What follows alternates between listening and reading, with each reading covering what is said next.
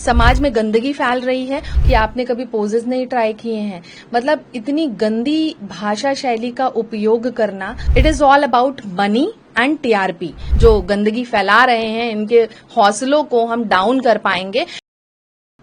देखिए, अजाज खान, इतनी गंदी मानसिकता को ये लोग उजागर कर रहे हैं।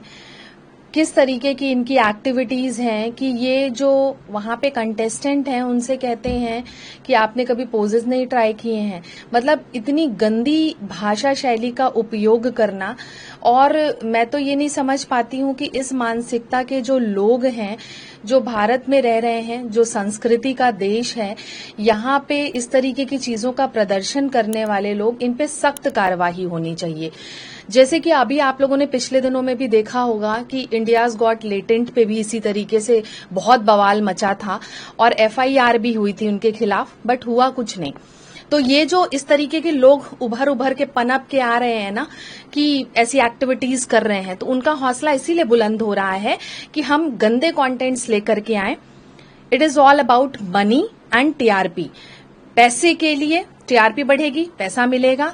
अच्छी चीजों से हम अपने आप को आगे नहीं दिखा पा रहे हैं, तो हम ऐसी कंटेंट्स क्रिएट करें जो लोग देखना शुरू कर दें, या फिर उसको हाइप मिले। नेगेटिव पब्लिसिटी में भी ये अपने आप को ऊपर उठा ले जा रहे हैं। तो इस तरीके की चीजें करने वाले ऐसे शोज, ऐसे एप्लीकेशन, ऐसे ओटीटी प्लेटफॉर्म, इनको बंद करना चाहिए, क्योंकि सामाजिक रूप से ये गंदगी फैला रहे हैं।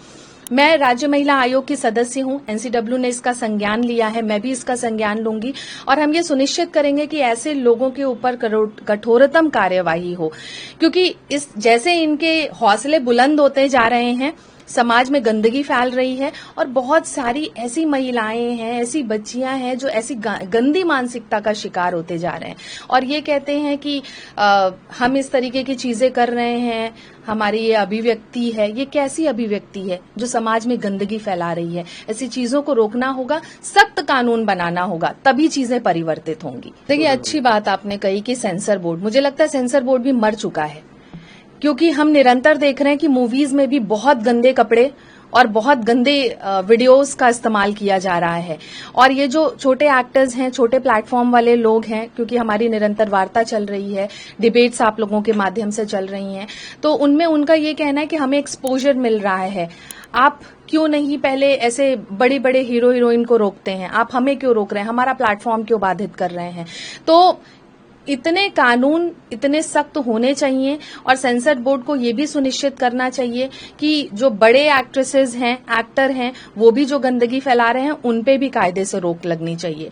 क्योंकि जिस तरीके के सामाजिक गंदगी फैलते जा रही है, उससे मैंने पहले भी कहा कि जो ऐसी महिलाएं हैं जिनका इन सब चीजों में कहीं भी कोई इनरोलमेंट नहीं है, वो भी उसकी शिकार होते जा रही हैं।